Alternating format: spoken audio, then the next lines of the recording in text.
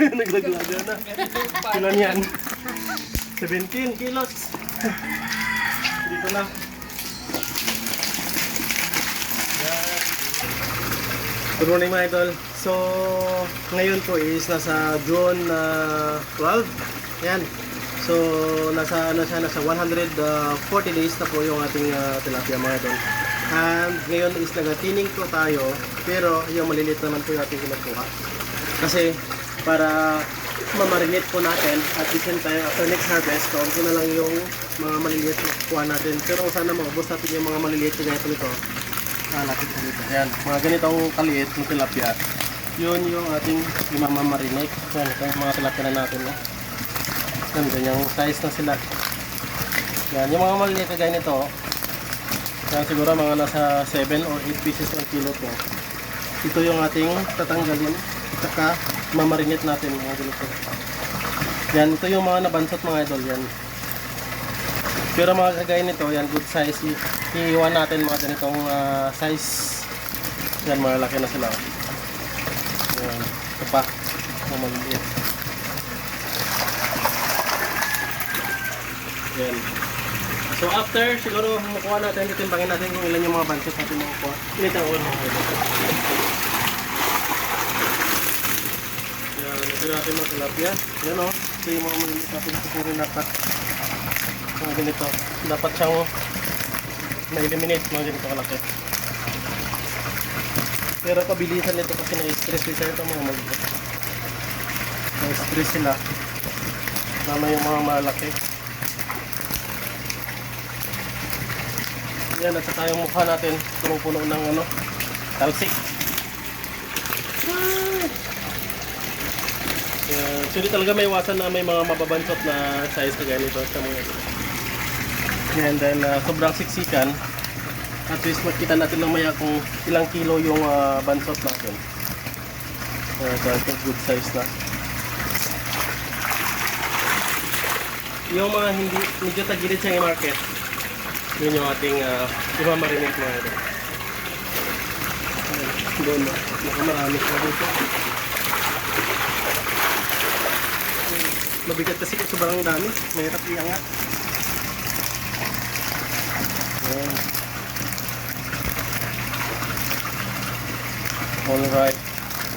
Kasi kung during harvest pa natin ito kukunin, wala na tayong panahon mag-marinate kasi di-deliver pa natin. Kaya ngayon pa lang, harvestin na natin yung mga maliliit, silvers. Kaya nito, mga maliliit. Yan yun. Kailangan na siyang i-harvest. Unahin natin harvest ang mga maliliit. Mainit tayo dito sa baba kasi sobrang dulas sa loob. Kasi kung mainit, hindi na siya madulas.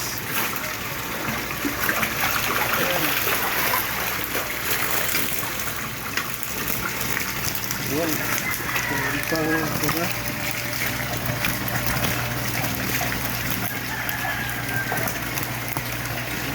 Ito, maganda na ito. Marinit mga ganito ka laki. 6 or 7 pieces 1 kilo. Ito, mga ganito. Tilapia natin, no? Malaki na talaga. Sobrang sarap pa naman ang lasa nila. Ayan, ito. Ngayon yung iba tumalon na palabas. Dito yung bowl na natin nilalagay with continuous flowing water para hindi agad-agad sila mamatay mga ito. Yan, para may hangin doon. Alright, yun lang muna. Huli muna tayo. Bye-bye.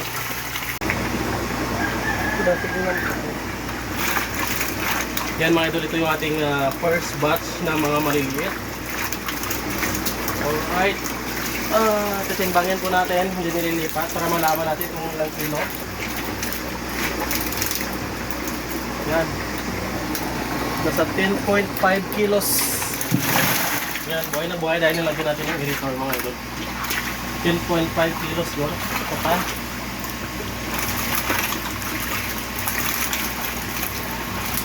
Sobrang dami.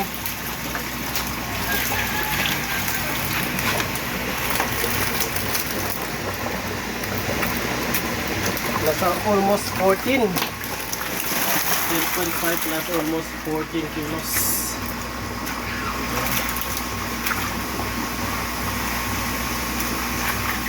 Yung mga maliit natin.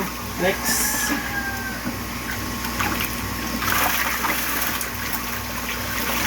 Ayan. Nasa 6 kilos, 10.5, 14, 24, plus 6, nasa 30 kilos na. Ayan, 30 kilos. Ayan. Good things, buhay na buhay pa sila.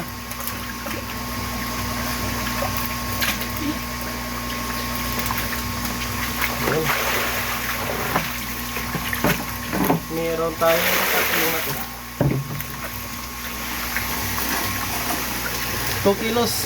So, nasa 32 kilos ang ating first batch ng ating first batch ng ating imamamarinate. Balik natin. Yan. Mas maganda kasi may aerator. Kasi kahit siksikan sila, buhay na buhay sila.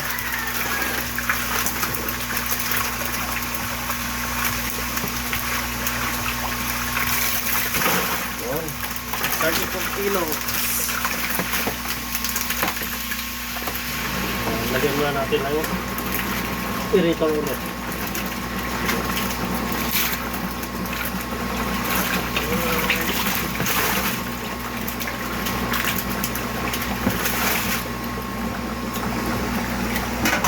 Yan. Dagdagan pa natin ito maya-maya mga idol pag naubos na.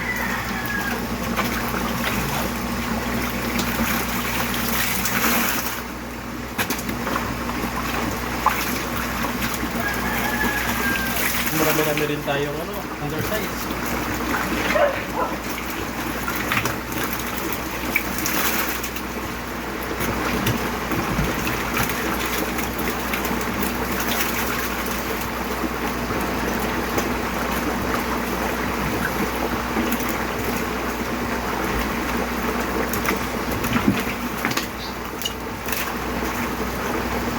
Okay, thank you.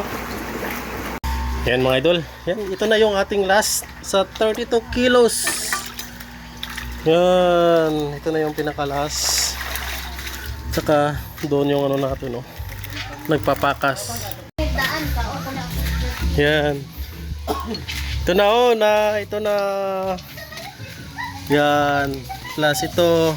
Tsaka ito yung huling 32 kilos. Yan wow. Sama natin sa Ate Gigi. Yan, si Ate. Si Langlang. Si Net. Yan. Kayang-kaya pa. Sila ang ating tagapakas. Yan, mga tilapia natin na pinakas. Ito gagawin nating fish amino. Yan, ito yung mga maliliit natin nakuha mga idol. Yan. Saka dagdagan pa natin yan. Hanapin pa natin yung mga maliliit doon sa loob. Alright. Okay, kasama natin si Ate Gigi. Namimili tayo ng mga maliliit. Ganito. Ito yung ipapakas natin. Pero yung mga market size ganito. Yan. Yan. Balik natin. Yan. Kasi ito, mga maliliit na siya. Yan. Yan natin. I-marinate natin mga ganito. Hoy. Yan, so, balik na. So ito na yung second batch ng ating imamarinate. Yan, naka na tayo. Naka-slice na tayo ng pakas ng sa 32 kilos yung una kanina. Na mga maliliit. Yan, halos wala na may natira. Kukunti na lang. Tingnan nyo. Halos wala na may natirang mga maliliit.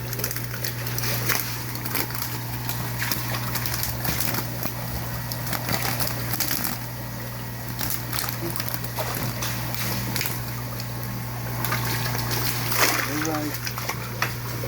Yun lang, tapos kuha tayo ng pangulam.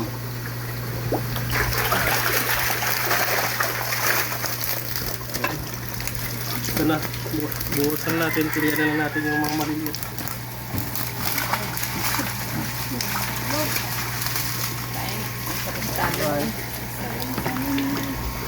Timbangin natin kung ilang kilo yan siya lahat. Uy, natumba. Kung ilang kilo lahat. Thank you.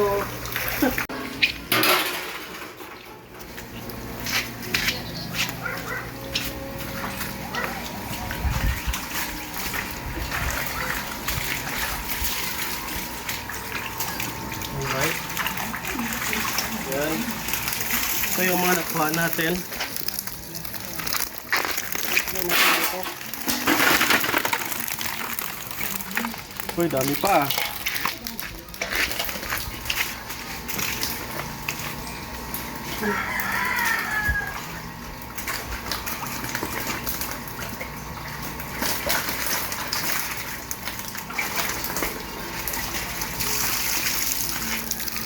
Yan, ganito mga size, oh.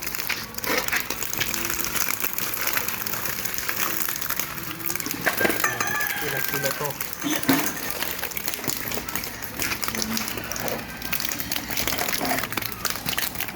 Oh. 1 kilo 17. Naglaglaga na.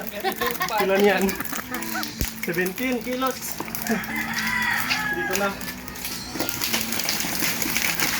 Yan. 17 kilos. Andulos.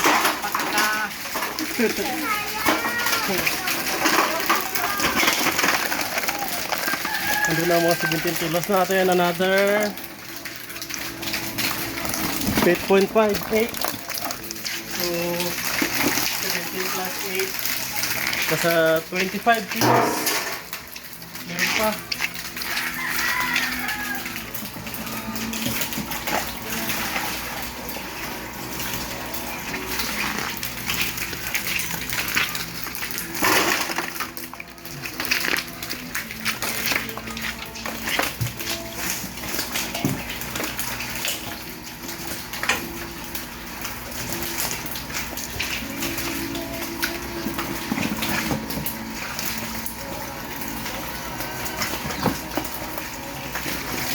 Okay, marana na sa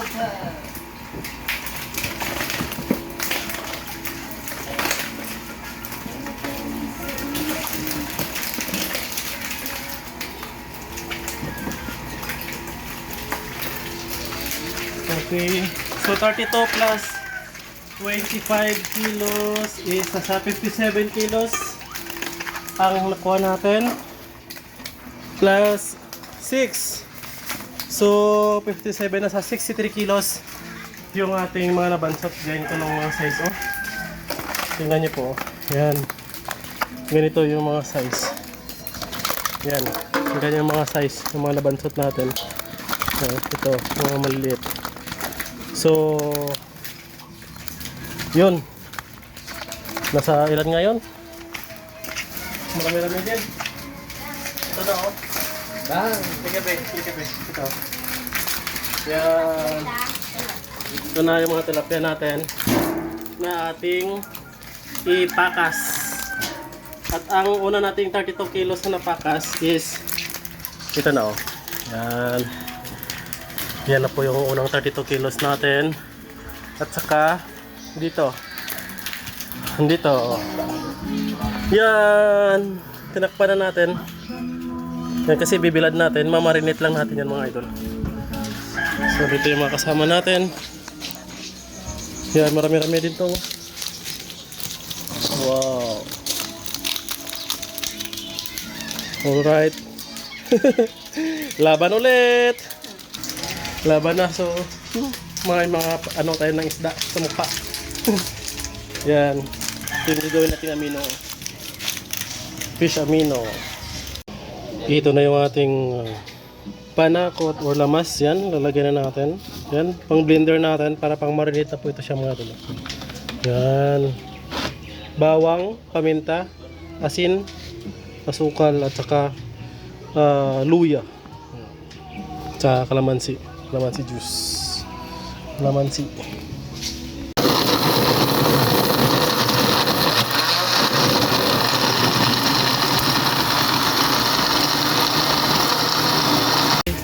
Kaya mabuti dito ron.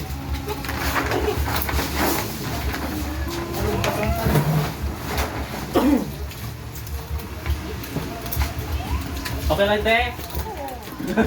Ito yung bayad natin sa labor nila na pagpakas natin mga tilapia mga idol. So 10 kilos tilapia.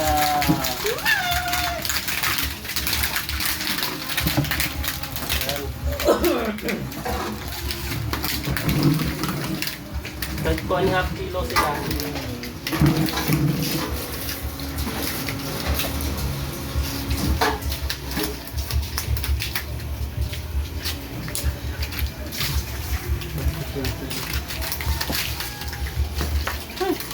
Kaya ito nakalaki yung mga tilapia natin na natira o na mga harvest size. Yan, so walang kain sila since yesterday. Yan, yan o. Dahil harvest natin ngayon, so hindi natin pinapakain para malinis.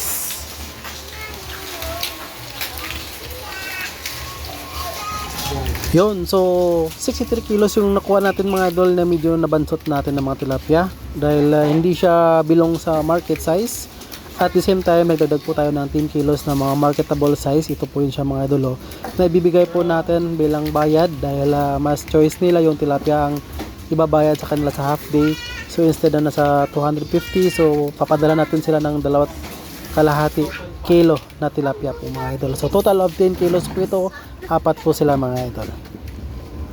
Yan, at saka ito na yung ating partial na mga harvest mga idol. So before naka-harvest po tayo sa first batch ng 99 kilos.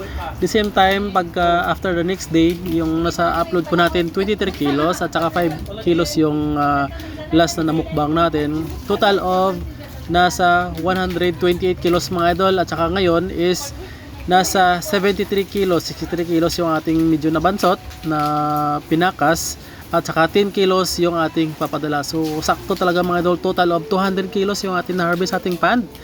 At mga idol, abangan nyo po on Sunday yan dahil I think mauubos ko na siya, full harvest ko na po ito siya mga idol kung aabot po tayo kagaya dati na nasa 300 kilos mahigit yung ating total na harvest dito sa ating 9 square meter or 3 by 3 meter na pond mga idol. Yan, abangan nyo po mga idol. Sana malaki-laki yung ating kita dito mga idol. I-compute po natin yan. Magbibigay po tayo ng cost and return analysis dito mga idol. Yun mga idol, natapos na rin tayo magpakas or ginaganito yung tilapia mga idol. Yan. So fresh na fresh, buhay pa. Ini-slice na natin. And minamarinate natin dito sa yung blender nating mga sibuyas, bawang, paminta, asin, asukal, at saka ano po mga idol, yung tawag niyan, suka sa kalamansi. Yan. After this na mamarinate natin, yan, ito na malapit na pong mapuno yung isang malaking box natin. Yan, ito yung 63 kilos mga idol na ating nakuha na mga tilapia. At the same time, yung labor natin, nagbigay po tayo ng another 10 kilos sa kanila mga idol. Separate po yung siya. Total of nasa 73 kilos yung na-harvest natin today. Yan, 10 kilos para sa labor natin na nag-slice nito. And ito po ay 63 kilos. Oy! Isang tao na po na konsumo ito natin mga idol. After this, bilad lang natin na medyo lamayo siya konti. At the same time, freezer na natin ito. Yan. I-ano lang natin po siya. Tawag niyan, i-sealed sa isang plastic. Yan. So, thank you mga idol. So, ito na yung ating mga maliliit. Yan. So, mapakinabangan natin kasi yung mga undersize kasi medyo mura na sa market. So, yung tilapia natin nasa 150 pesos per kilo yung benta natin. Pero kapag maliliit kaya nito, medyo mura. So, ito na lang pakinabangan natin kasi mas masarap po ito siyang maliliit kapag na-marinate po siya. At saka bibilag natin. Hindi naman siya magiging tuyo dahil yung tuyo ay sobrang tuyong-tuyo yung siya. Ito kahit mahanginan lang, medyo mag-dry-dry lang siya ng konti. And then, sealed, i-freezer natin. Thank you! At sa wakas mga idol, ito na yung ating nasa 63 kilos na mga ginawang daing mga idol. Yan, so katabi na ating solar dito sa atip dahil dito lang yung masyadong maganda ang init. Yan, dito natin binilad. So, siyempre sobrang init ngayon mga idol. Yan, ganyan na po tayo. Yan, dahil babalik ka rin na po natin yung ating mga binilad na marinated na tilapia. Yung maliliit natin na 63 kilos. Yan, ito yung mga market size. Hindi market size, hindi siya bilong. Pero mga malaki naman po siya mga idol. Yan. 63 kilos. Yan. After maybe, mamayang hapon, pwede na nating linisin itong atip natin dahil may asin po yan. Baka magkalawang po yung hiyaro natin. Yan na. So, pang isang taong konsumo ito siya mga idol. Yan. Yan. Fresh na fresh at saka malinis na tilapia. Sarap po. Mabango kasi na-blender natin yung mga luya, sibuyas at saka mga paminta, bawang, yan. Tapos may kalamansi pa, lagyan natin. Yan. Yun yung ipapasarap. Alright mga idol, yan. Nasa 80 na packs po. Isang ganito. Half kilo siguro. Yan, 2, 4, 6, 7 piraso. Yan. Medyo dry na po siya mga idol. Ito na yung ating ilalagay sa freezer yan. Yan, mga 80 na pack ng mga marinated nating tilapia. Good for 1 year na to na konsumo. Wow. Sarap po. May mga ano po, may mga bawang pa sa lobo. Yan. Ito na yung ating finished product mga idol. Alright.